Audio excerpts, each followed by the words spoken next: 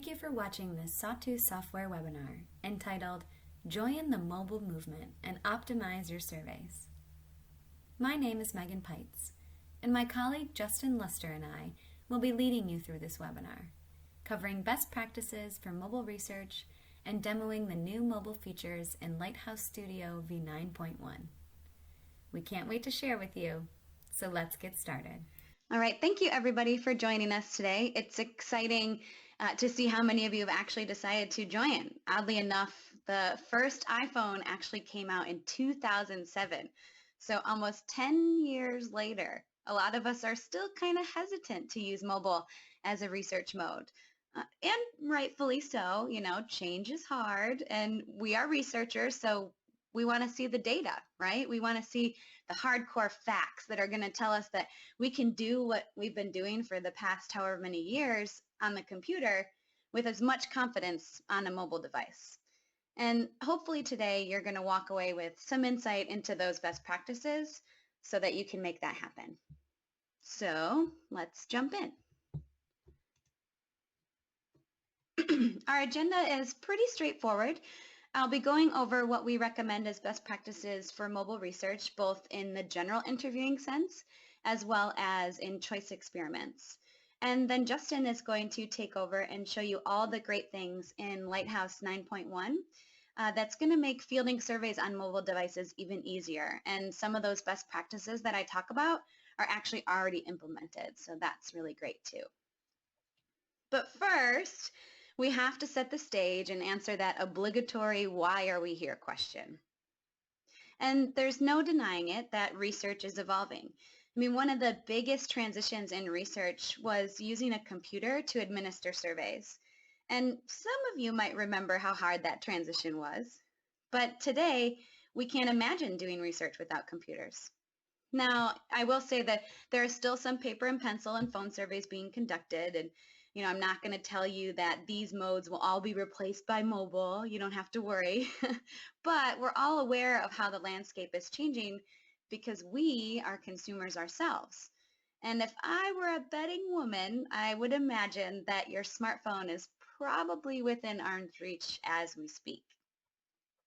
So let's look at what's happened to us as consumers over the past 8 years, just to kind of solidify that thought. And this is a statistic that I found from 2020 Incorporated. And since 2008, individual internet usage has doubled from 2.7 hours a day to 5.6 hours a day. So that's a 207% increase in internet usage, right? But where is all that time being spent? Well, it's not being spent on the desktop. As you can see here, we haven't really increased our hours per day usage of being on the desktop. But where have we started spending more time? On our mobile phones. Now, it's going from 0.3 hours per day, so barely using it, to 2.8 hours a day. Maybe a lot of us aren't early adapters, so maybe we weren't using them very much in 2008, but this is a big increase, right? This is saying that people are using their desktops just the same, but they're using their mobile devices even more. So we barely spent any time on our mobile phones, just spending 3 hours a day on them in 2015. And now it's 2016. I can guess that that number might have went up enough. And if that wasn't enough, we have these other stats, right? 91% of adults keep their smartphones within arm's reach, so I probably called a couple of you out on that. 25% of Americans use only their mobile devices to access the internet. There are 5 times as many cell phones in the world as PCs, and 31% of all survey starts were on mobile devices in the second quarter of 2015 is what Merit CX is telling us. So if consumers are interacting with brands on their mobile devices, then us as researchers have the opportunity to interact with consumers on their mobile devices. So you say, great, Megan, I'm on board. I'm already letting people take surveys on their mobile phones. I'm even ahead of the times, right? But I caution you, just because some of your sample takes the survey on their mobile device, if it's not actually designed for mobile, then there's this potential for poor research. And I think all of us as researchers shudder when we hear that word, right? We can cause respondent fatigue, poor user experience, poor data quality, increased drop-off rates. And I'm sure there are many of us in the webinar, myself included, that have dropped out of a survey when we're taking it on a mobile phone and all of a sudden there's this horizontal grid and it goes off the page and we're so meticulous that drives us crazy, or maybe that's just me, but I know that I've done it. And even more importantly, we could be missing some really important target demographics by not being optimized for mobile. And why I say that is because specifically the sample of people who take surveys on their desktop versus people who take surveys on their mobile device can be very different. We're seeing age differences with, mobile typically being younger. We're seeing gender differences, employment differences. And speaking of, our target sample, if you're trying to capture those lower income respondents or minorities even, they're actually probably not going to have, or at least the majority of them aren't going to have a desktop computer, but they are going to have a mobile phone, right? So hopefully this is kind of starting to sink in, and maybe you started to get on board with this mobile first mentality. I'm sure I'm not the first person to tell you all of these things, of course. But why are you here today? Well, you want to learn the best practices, right? So in my mind, the best practices can kind of be split into two parts. There's the programming aspect, and then there's the questionnaire aspect. So I've been on the supplier side in my past life, and it's taught me that it's much easier to make programming tweaks than it is to convince a client to change their questionnaire, right? So we'll start with programming first. We recommend using a survey platform with what's called a responsive design. And this means that when a respondent enters the survey, the screen size of the device that they're using is actually recognized and the survey template can adapt accordingly. So that's the first criteria, right? Figure out how to detect respondent screen size. The next criteria, if possible, is to use a survey design that avoids that horizontal scrolling that I told you I get anxiety about.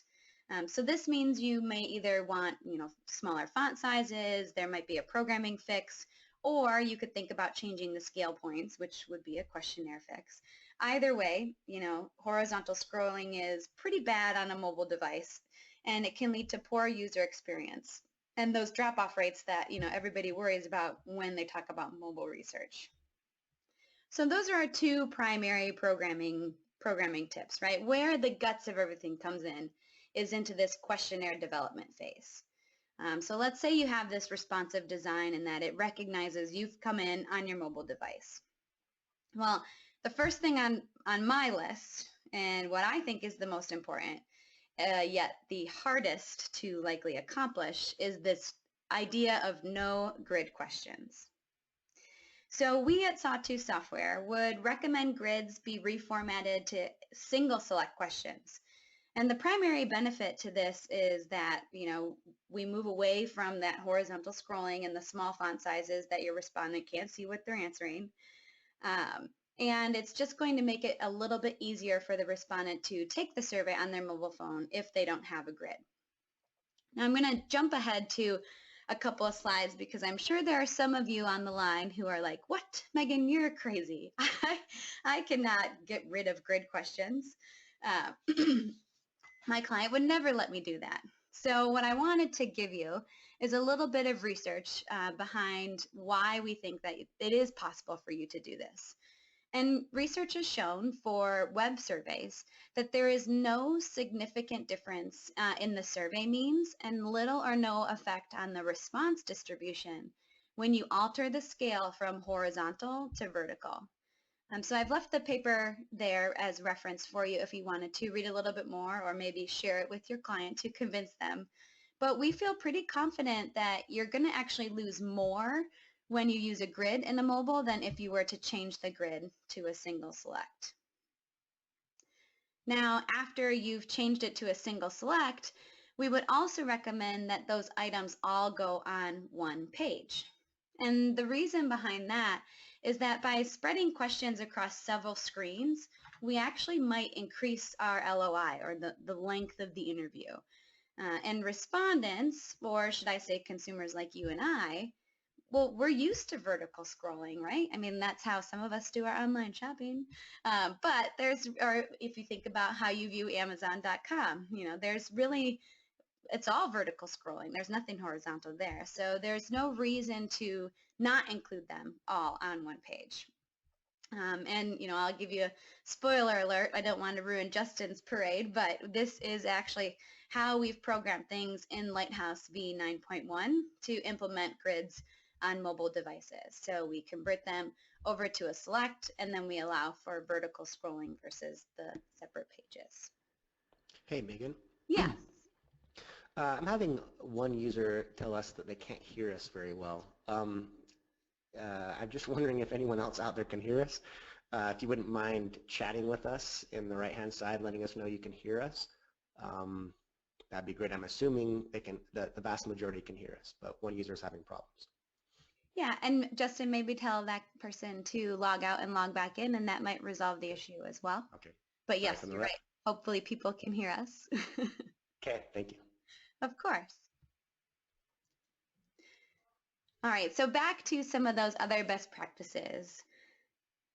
We're also going to recommend these shorter scale lengths, right? So intuitively, that's going to reduce that horizontal scrolling.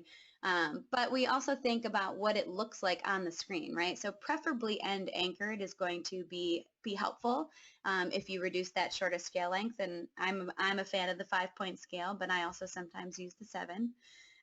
Fewer answer choices, surprisingly, is also helpful on mobile devices. That is, if you can get away with it. We see max diffs nowadays with 50 items, 100 items, and we can't get our client to condense that list. So sometimes you might not be able to get fewer answer choices, but it's always a good thing to kind of have your client sit down and make sure that the answer choices that are available are the ones that are the most meaningful. One other topic of slight controversy, I would say, is LOI, or length of the interview. People want me to give them a hard and fast rule about when I do mobile research, it should only be 5 minutes or 10 minutes. And that's a nice suggestion, right? I would probably tend to agree that somewhere between 5 to 10 minutes is a good spot, but I wouldn't hold anybody to it. For example, if the mobile survey was, I hope nobody on this call is in the business of paper towels, but that just came to mind as something I probably wouldn't take a survey, longer than 10 minutes. I don't really know how I could answer that many questions. I'm sure there are lots of great questions, but if the survey was maybe on, food or fitness or my favorite brand or, some other topic that was of interest to me, then I might be willing to stick around for a little bit longer, or at least come back and, finish the survey later. So as far as LOI goes, I would recommend that you use your best judgment. I always tell people you should always take the survey that you've created, and that might help you weed out some of those questions that might not be necessary. We would also tell you to be concise or use shorter text. I think this actually applies outside of mobile too. I know, I belong to a panel, I'm sure many of you do, so we can see what other research looks like. And sometimes we just use too much text to communicate. So shorter text can help us not only be concise, but also in the sense of mobile, fit the screen a little bit better.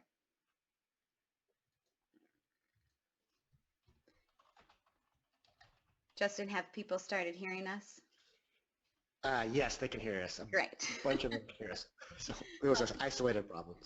Wonderful. All right. So I'll continue with some more best practices. As far as imaging goes, there's a couple of notes here. You want to make sure that your survey doesn't require flash and that you aren't streaming video or audio. When we think about mobile respondents, we can't really guarantee that they're going to have a 5G super strong wireless connection, right? Because a lot of them might be in the moment taking the survey. Maybe they're at the grocery store, or maybe they're in line for something, or maybe, hopefully not in the vehicle. Maybe they're a passenger in the vehicle. But it's best for things like this, streaming videos and audios and things, to actually disable the ability to take the survey on the mobile device. So you would, recognize which device they came into and then maybe suggest that they come back at a later time when they can view it on their computer. You'll also want to optimize your images for the screen size because you don't want an image taking over the entire space of the screen, right? And Justin is actually going to talk a bit more about this in his section, so hold your applause for when we get to those answers there. One thing I also like to bring up that's kind of a personal interest to me is this idea of modular surveys. So if you can't get around a 20-minute survey, your client says, I have to ask every single one of these questions and yada, yada, yada, and it ends up being 20 minutes, and you don't think that the people on their mobile phones are going to take the whole survey. You might be better off breaking it up into what we kind of call snack size pieces, right? Where mobile respondents only get certain sections of the survey. And this makes their survey shorter than the desktop respondents, yet we're still collecting data. We're not losing people to drop-off rates and things like that. Now, if you need data for all of the questions, let's say you're doing a segmentation or some sort of modeling exercise, you can actually consider using some data fusion techniques like stitching or hot decking to fuse the respondents together. So an example of this would be every respondent, maybe they take the screener and some behavioral questions, but then respondent number 1 goes to section 3, respondent number 2 goes to section 4, respondent number 3 goes to section 5, etc., etc. And then you can stitch the respondents together to get one complete respondent using some really cool techniques. So if this is something you'd like to discuss further, you have my email. You can always feel free to reach out, but you can also, use that friendly Google search to look up data fusion as well. So some cool stuff there. Finally, after making all of these changes, you should really test your survey on a mobile device, on a tablet, and on a PC. I can't stretch that enough. And again, spoiler alert, we'll have some cool things on how you can do this in Lighthouse v9.1. And after you've tested, if you still don't feel comfortable with how something looks or how a certain question is asked, you should use some skip logic that will depend on the screen size and just have your mobile respondents maybe not answer those certain questions. I know this doesn't sound ideal, but to me, it's better than getting bad data.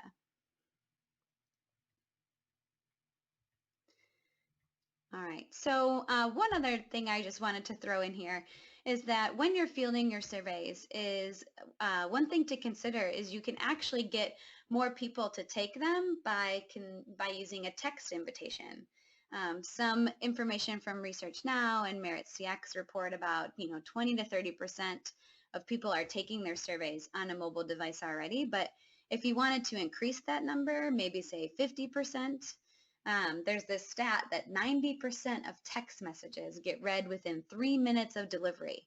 If we could send out survey invitations through email and guarantee that, that would be pretty cool. But I don't think we can really do that yet, forcing people to read them right away. But with text messages, like we said, your phone's right next to you, a message pops up, you read it, doesn't necessarily guarantee that you take the survey, but it's there and you're encouraging them to participate on the mobile because the link to the survey is right in the text. So just a thought there as well. Now, let's talk about conjoint, right? One of our favorite things. So many people are actually hesitant to perform choice experiments on mobile devices. But we at Sawtooth Software actually think that there are some best practices to make this work and that you don't need to exclude these techniques from your research or, on the other hand, exclude mobile participants from taking the technique, right? I love this quote from Joseph White. He says in a paper from the 2013 Sawtooth Software Conference that respondents who choose to complete surveys in a mobile environment are able to do so reliably, and we should therefore not exclude those folks from choice experiments based on assumptions of the contrary. In light of the potential for capturing different segments in terms of preferences, we should actually welcome the increased diversity offered by presenting choice experiments in different web environments. So eloquent, but it's just another reinforcement that people are going to continue to take surveys on mobile devices. So let's figure out how we can get them to enjoy a conjoint exercise. And some of the tips around that is that we don't actually need to oversimplify our conjoint designs. There is 4 separate pieces of work. You can see the source at the bottom: Diner, White, Kurz, and more. And this has all been happening over the past few years. And they've shown that respondents can complete complicated conjoint tasks without degrading the survey experience and still deriving really predictable results. If you're very familiar with what you get out of conjoint analysis, we can look at diagnostics like hit rates or MAE, and the mobile sample is comparable to the desktop sample, which is great news. And we actually believe that you don't have to make it such a simple conjoint with only a couple attributes and levels, but respondents can actually handle up to about 10 attributes within the exercise, assuming the text is light, right? We don't want a whole lot of heavy text describing each of the different features, but it is possible. That being said, it's always best to keep things simple. So we would recommend that you limit the number of concepts you show on a screen to what is feasible for the respondent to evaluate. Again, it's the idea of, if I've programmed the survey, I should have to take it myself, and if I can't feasibly make a good choice during the tournament, then I probably should either reduce my number of concepts or reduce my number of attributes and levels. In terms of concepts on the screen, 2 to 4 is common practice when we're thinking about mobile. But you also, here's the statistician in me, it depends, right? Because in categories like fast-moving consumer goods, you could have a CBC with just brand and price as the attributes, and you could potentially show, between 8 to 12 concepts at a time, depending on how you can display it visually. So we do recommend, though, that you ask more tasks than you normally would if you have mobile sample. This will just help you obtain more information at the individual level, and plus, if you're going to show less concepts than you normally would, you can counteract the decreases in statistical significance there by showing some more tasks.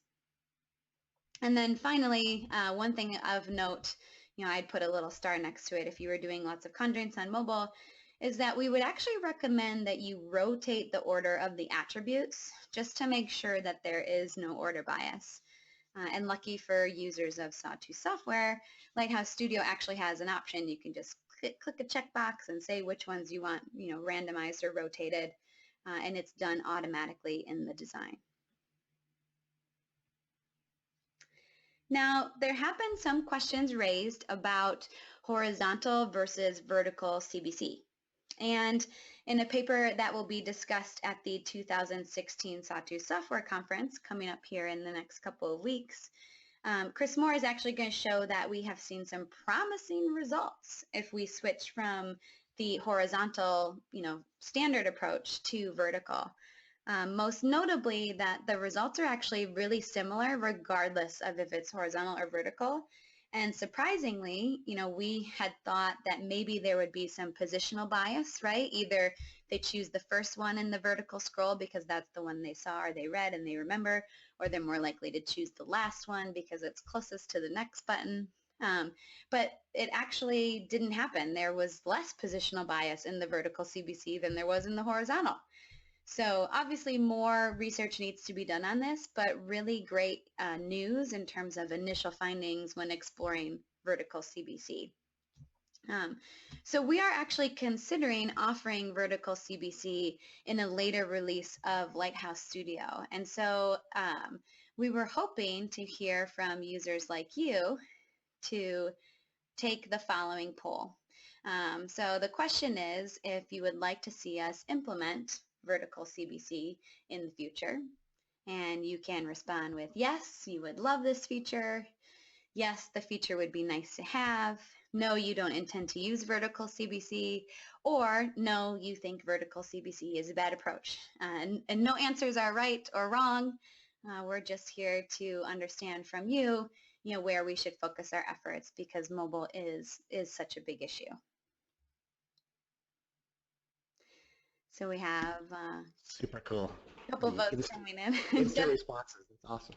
Yeah, very cool. And don't be afraid to say no. I know a lot of people are saying yeses, and that's great. So we appreciate you guys voting and obviously interested in all of your feedback. If there's anything else throughout this webinar that you've had comments on or think should be standard approaches in the software that maybe aren't implemented yet when Justin goes through his section, we'd love to hear from you as well. All right, so it looks like that's probably going to be it for the number of people who are voting. So Justin, looks like you're going to have some work to do and work on vertical CBC for the future. So we thank you guys for your participation. Now, what about MaxDiff? So research from Ye and Hanlon at the 2015 Sawtooth Software Conference found that device type does not significantly impact MaxDiff results. So again, double thumbs up there too. But we want to keep in mind in the analysis phase, if you decide to pool all the data together when you're running your HB or your latent class or your logit models, you'll want to make sure that the proportion of devices is similar. Or consider estimating based on each device and then combining the data together, because we know, as we've talked about in previous slides, that sample composition of the devices are different. So you want to make sure that if you pool all the data together, that your desktop sample isn't overwhelming the mobile sample, and therefore mobile people start to look more like desktop, et cetera, et cetera. Lots of math in the background, but just something to keep in mind when you are doing analytics for MaxDiff. And a little note, you could always consider using a covariate or weighting your data to help with that, to make sure that those devices are evenly proportioned. As far as what are the best practices for MaxDiff, our recommendations are going to be similar to conjoint: be concise, use fewer items per screen, but ask more tasks. And better yet, there's actually a paper at the 2016 Sawtooth Software Conference on the appropriate number of items to show per screen and the number of screens and the impact of the complexity or the length of the items on MaxDiff. And that presentation is going to be given by Michael Patterson of Radius Global. So if you can't tell already, I've referenced a bunch of papers from our conference, and I'm sure hoping that you guys can join us. It's only 2 weeks away, so if you aren't already registered, just hit up the website under trainings, under conferences, and you'll find the information there. It's going to be jam-packed full of great insights and information, and specifically these 2 papers on mobile MaxDiff and mobile conjoint. So that being said, the main theme we want you to walk away with is that you can conduct choice experiments on mobile devices if you follow these recommendations. So hopefully those have been some good tips and tricks. I'm going to pass the baton over to Justin, who's going to show you all the improvements in V9.1, and that will kind of go over hopefully all of the best practices that you've seen. But if you have any other questions or comments about some of those best practices or think we're missing anything, we would love to hear from you. All right, Justin, it's all you. Great. Hopefully you can hear me and see me mess with the slides. Great. All good. Okay, I'm excited to show you some of the improvements we've made in version 9.1. We've conducted some user research, and a lot of you have said that we need to make improvements with mobile, and we have addressed some of those in this release. So in Lighthouse Studio 9.1, we now will automatically detect the width of the browser screen, and we will adjust grid questions to be more user-friendly. So as you saw, we will take a wide-looking grid and divide it and break it up into individual select questions. So that's what it looks like. So a regular grid on the left, and then if we detect they have a small screen, we'll break it up. Now, you can turn this off. If this freaks you out, there's an option in the software to disable this. And I will show you, I'm going to run through these slides and then I'm going to show you the actual software.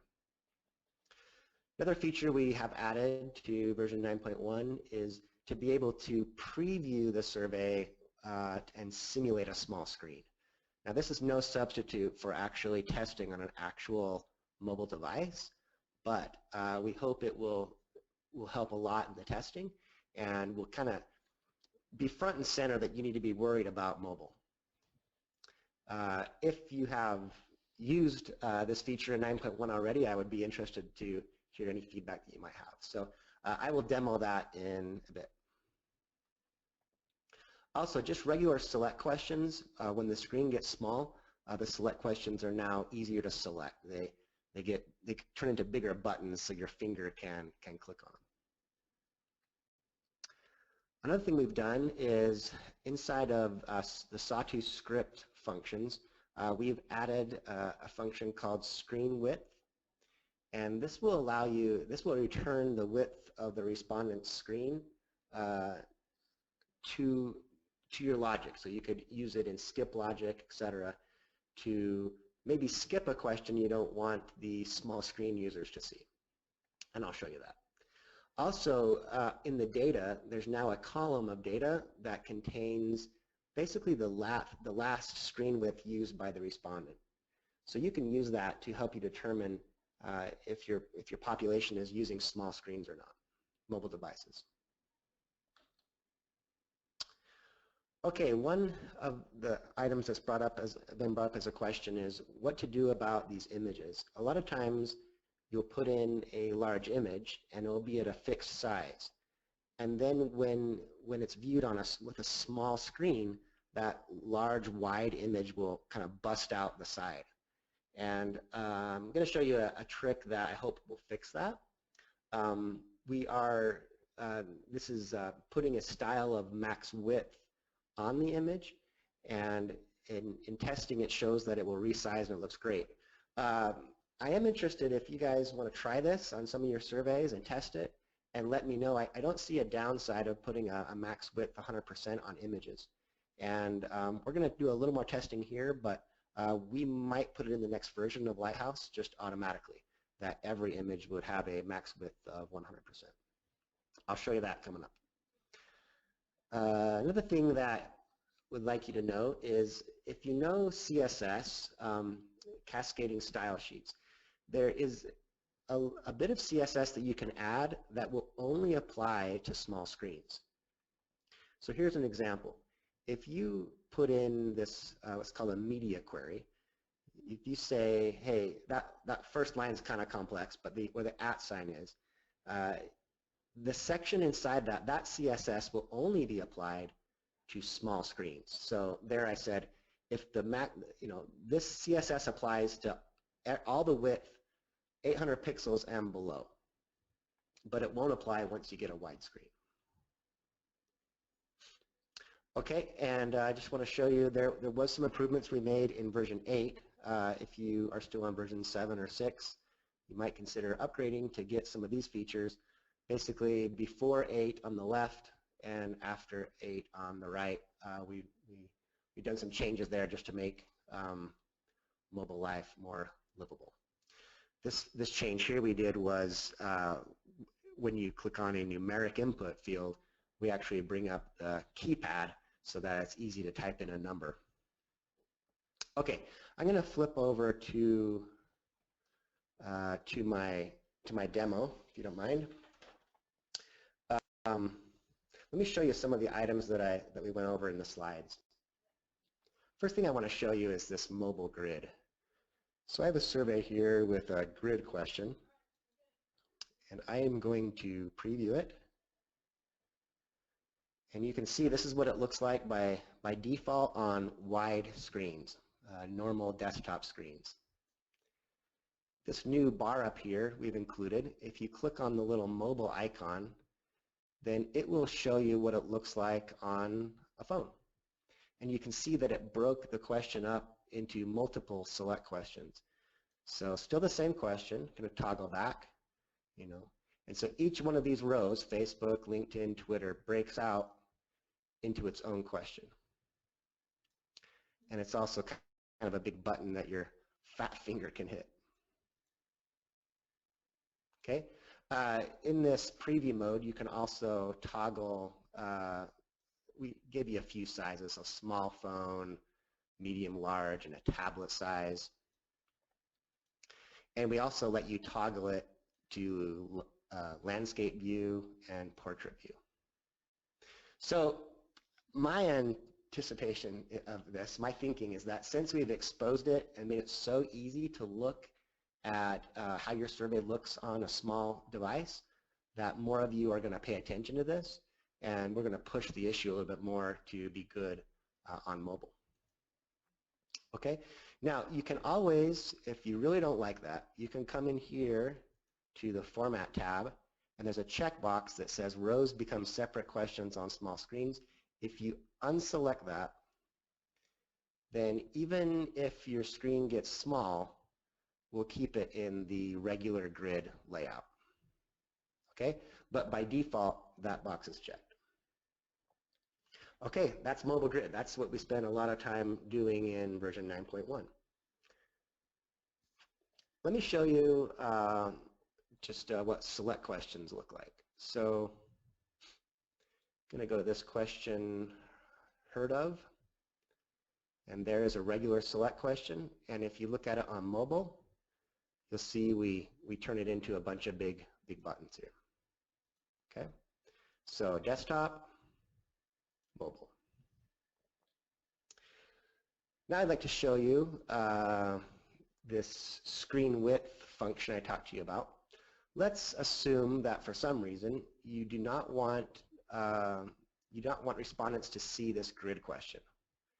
So respondents who have small screens should not see this grid question. And I'm going to go into the skip logic tab, and I'm going to add in a skip. I'm going to do a pre-skip. If you're not using pre-skips, they're pretty cool. And I'm going to say if the screen width is less than 800 pixels, say, then I want to skip to the next question. So I'm not going to show the grid for small screens. Let's see if this works. Okay, so I'm going to just cruise through it first with a big screen.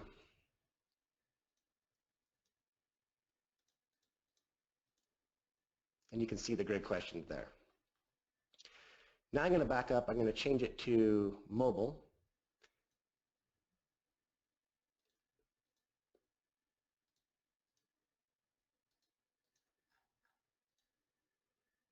And you can see that it skipped right over that grid question. Okay, so that's a little bit about how the screen width function works. Again, I put that in here in the skip logic, just right in there, screen width. Let me show you how it looks in the data. So if I download, if I go to the admin module here, and I download the data,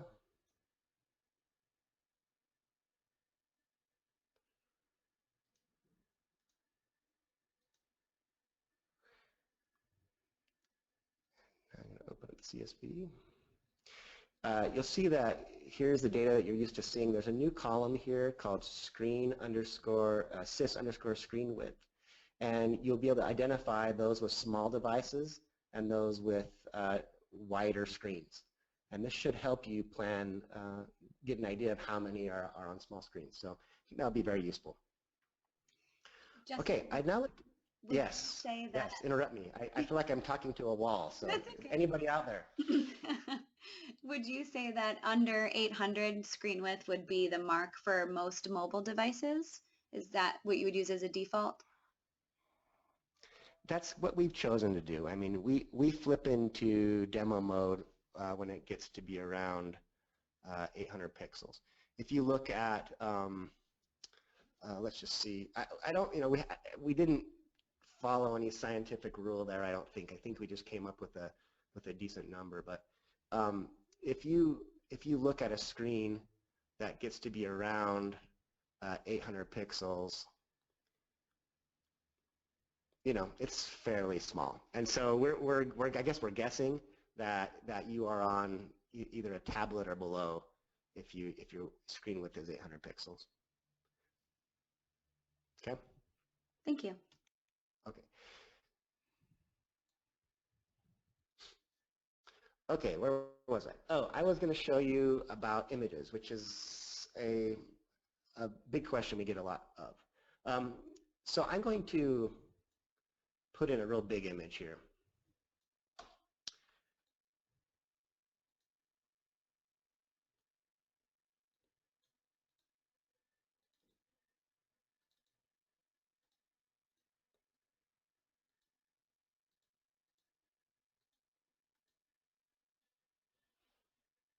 Okay, Sawtooth Software, big wide image, and it looks great on a wide screen. The problem is when I get on mobile, then I got horizontal scrolling, which Megan says is Boo! right, boo, yeah. So that's not good. How can we fix that? Well, one proposed fix here is to include just a little bit of CSS, and don't let it scare you. It's not that complicated. If you come into, I just went here quick, but into the global settings, there's a headers and footers tab, and there's an HTML head tag area. I have a little bit of CSS already in here, but I'm going to add some additional CSS. I'm going to say all image tags max max width 100%. And let's see what that does.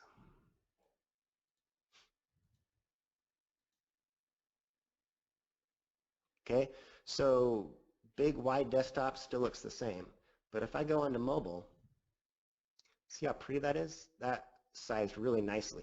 This next image here also sized because that CSS rule will affect all images. Now, I'm pretty sure there's no negative consequence to this, meaning I don't think it's going to affect negatively all the image, in any case, any image in your survey. But it's a bit experimental, so please test this out, and we are considering putting this in full-time in the next version, making all images max width 100%. Okay? Any questions about that, Megan? I'm not looking at the questions, but any questions on the image resize? Nope, you're good. Great insight. So again, might be a super useful tip here. Looks great on big screens and looks great on small screens. What we don't want to do is make all images width 100% because then some images will be distorted. But we think that max width 100% is going to be perfect. Okay. I want to show you a little bit of this mobile CSS that I mentioned in the slides.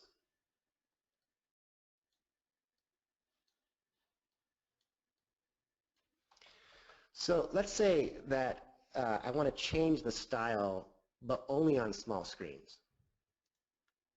So I'm going to come back into here, into my global head tag, and I'm going to paste in some CSS. Now the color here is messed up, and we'll have to fix that. For some reason, it turned green, and it's not quite right. So there's a small visual bug there with the color. But here I'm saying that for those screens that are 800 pixels and lower, I want to apply this style.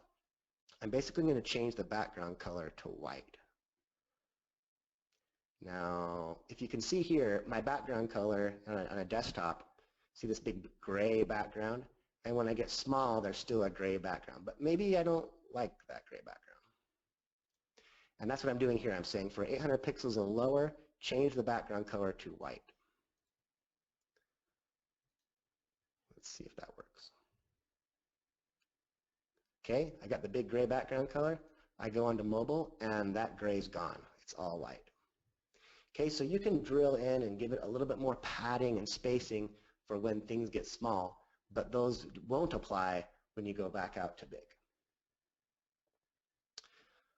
Okay, that is my demo. Any questions, Megan? As far as the demo goes, I don't think so. I do know, Justin, we did have a question about how well the Discover product, we're talking about Lighthouse Studio, but how well Discover is positioned for these mobile changes.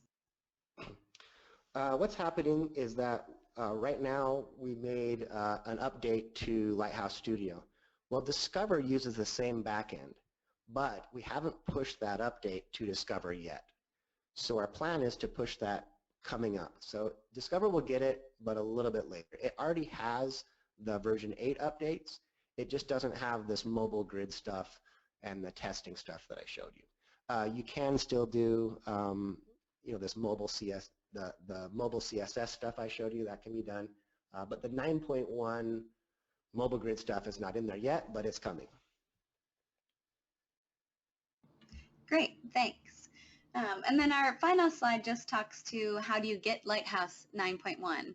If you already have an annual subscription, then you can automatically upgrade today on our website. If you don't, though, we would be happy to put together a quote for you. All of our subscriptions come with free hosting, technical support, and as you see, upgrades. And in order to get V9.1, you have to be on a subscription. So feel free to email us. If you go to the next slide, you can see our contact information. Justin? Oh, sorry. But you should know our emails, hopefully, by now. They're pretty simple. But email myself, Megan@SawtoothSoftware.com, or Justin with any questions. Thank you, everybody, for attending. We hope you are enjoying the Sawtooth Software webinar series. Please take our follow-up survey that will be sent out within the next 24 hours and have a great rest of your day.